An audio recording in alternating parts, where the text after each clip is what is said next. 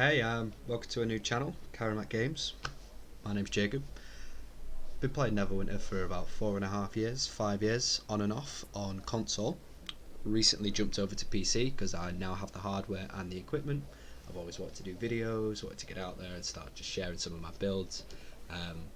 Yeah, I really enjoy the game.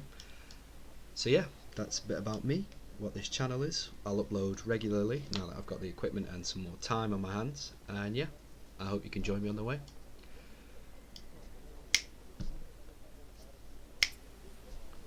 So we're just going to jump right in with my character. I am a fighter now.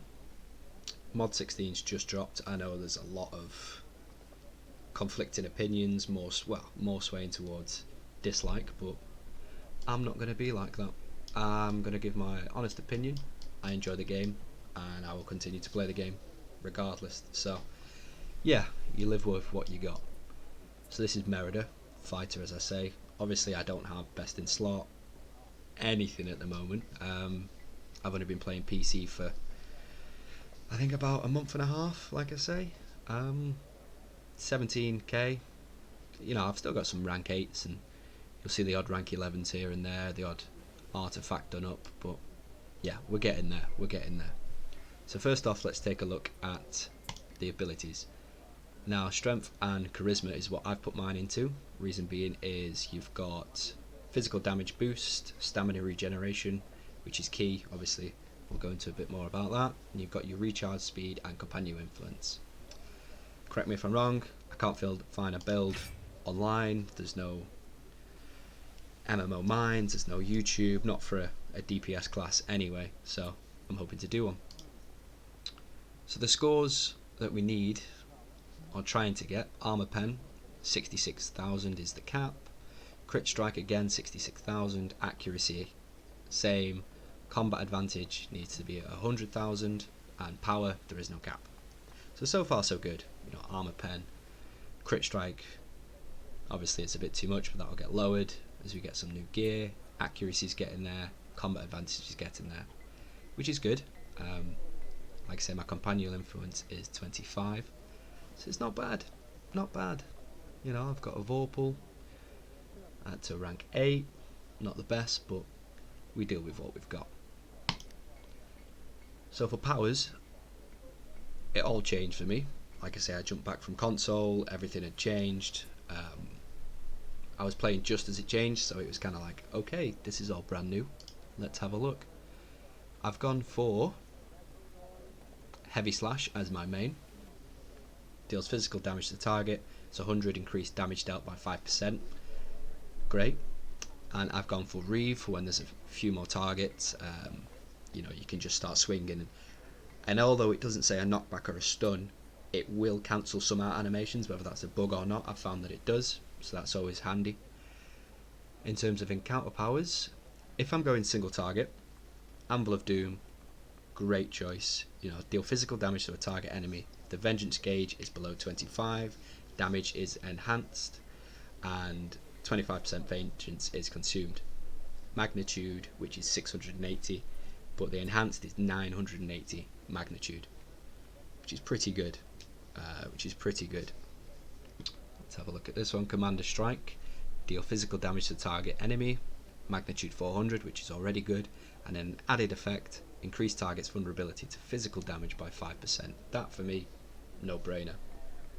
And then Griffin's Wraith delivers a threefold attack, dealing physical damage again, 840. I'll go over the rotation of what I use for single target, and I may do an AO in after this. Dailies, I got Mow Down, 1,600, like, and it's a knockdown. Yeah, cast time 1.5 seconds. That's a no-brainer for me. And I like to go Shockwave.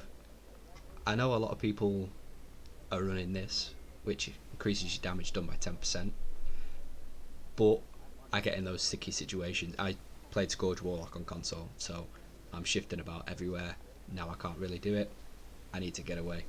Physical damage is a knockback. I can shield up, get out of there. Obviously your mechanics, as you know, stay the same. Combat superiority.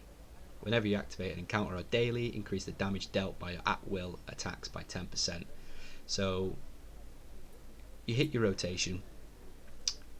hit your rotation, combat superiority kicks in, and then that gives this an extra 10%, so it's getting an extra 5 from there, 10 from that, that's 15% extra, or this one, depending on which one you want to go with.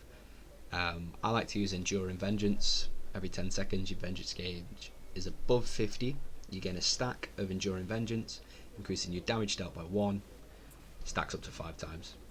You know, it's just more damage, isn't it, on the board. Feats, again, grants Anvil of Doom the effect of dealing an additional 300, which you can see, there you go, enhanced magnitude. So that's always good. We've gone for Ricochet, Shield Throw, that's just to clear some enemies up until we get to the boss, just adds that bit of extra AoE damage. We've got Crushing Blows. Whenever you attack, you have a chance to deal a Crushing Blow, consuming 5 Vengeance, to deal an additional 100% magnitude damage, which is what we're wanting.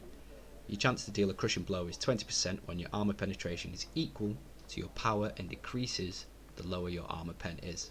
So we want to get those roughly the same, which we're trying to go for.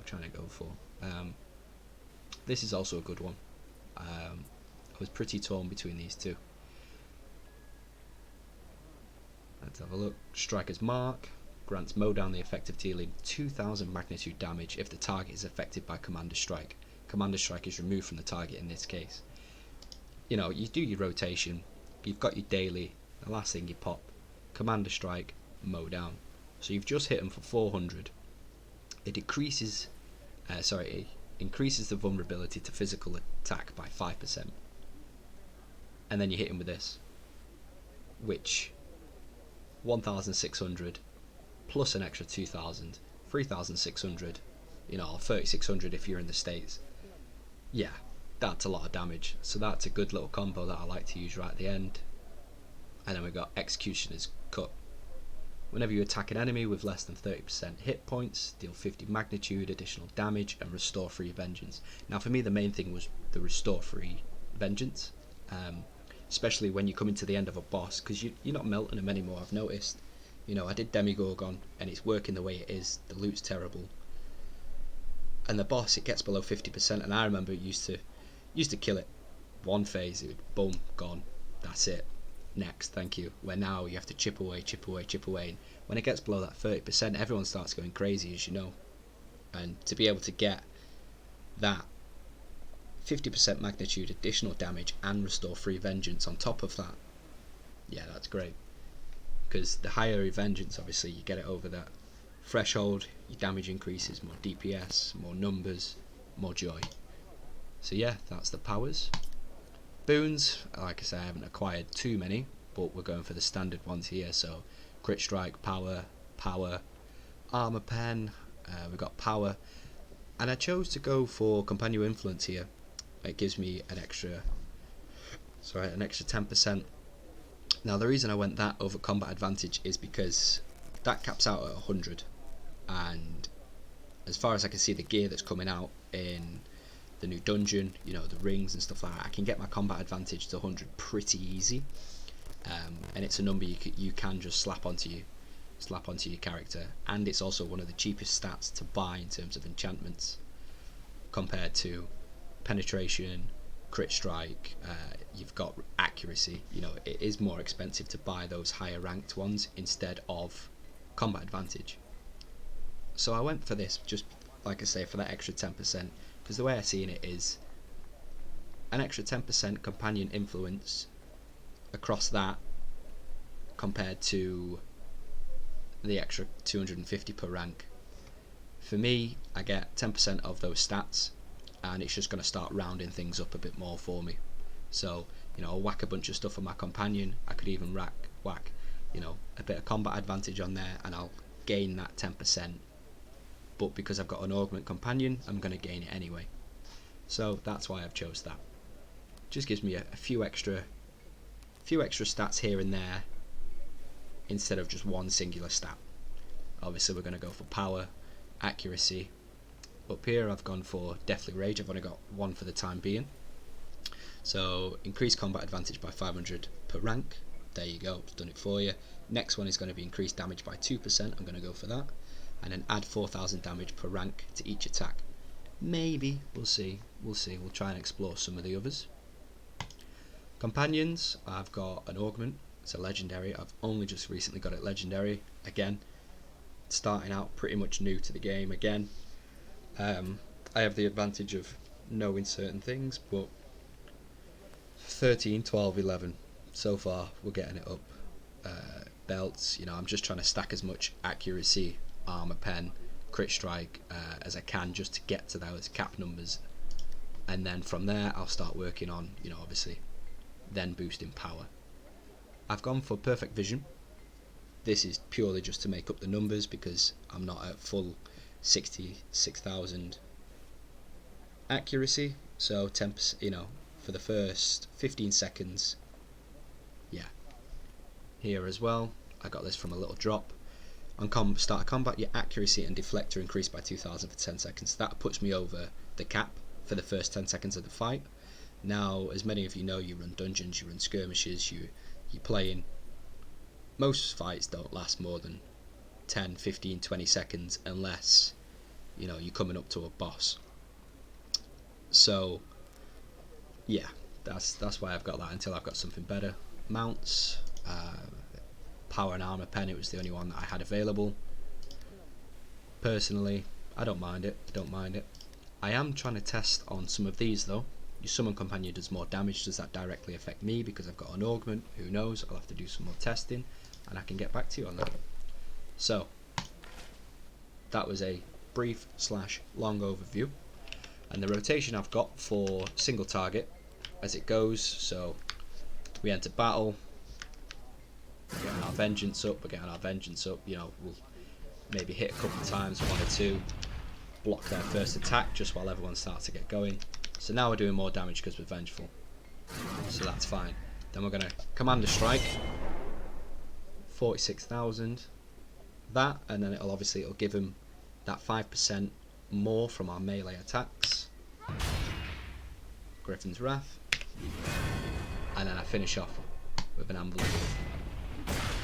And then we just heavy slash from there until it comes back. We block a couple more attacks. Our Vorpal's going to start to kick in. You know, our vengeance has gone back up, and by the time you've blocked, because a boss, you know, you see the red circles, you want to move out. By the time you've blocked those, your vengeance meter goes straight through the roof. Your stamina starts to come back, and all your encounter powers are back again. So 2, 3, 4. You know, look at that there. I'm nowhere near endgame at all, or best in slot, but for me I'm doing quite a lot of damage. I'm running dungeons, well, the ones I can, as you know. I'm running skirmishes as much as I can, get some AD, I'm doing the new content, and I'm finding that when it all starts to kick off, I am putting down some DPS and some damage. You know, I'm not up there with certain control wizards or clerics. Oh man, clerics, I've seen some clerics absolutely dominate. That is insane. But I am up there, which for me is great because I've always been a DPS class. So once again, that's without your meter full. See how that was 30,000 for Griffin's Wrath, where vengeance was full rotation, we hit it to 125,000. So yeah, it's just a brief overview. Obviously comment, subscribe, let me know down below what I can do, what I can't do. You guys will obviously know a lot more than I do in terms of the game, for PC wise anyway. It's a little bit different on console. I know the market system is crazy expensive on console than it is PC. But yeah, thanks for watching, thanks for getting to the end. I'll go into a bit more in-depth overview of my DPS class. But yeah, thank you, and I'll see you next time.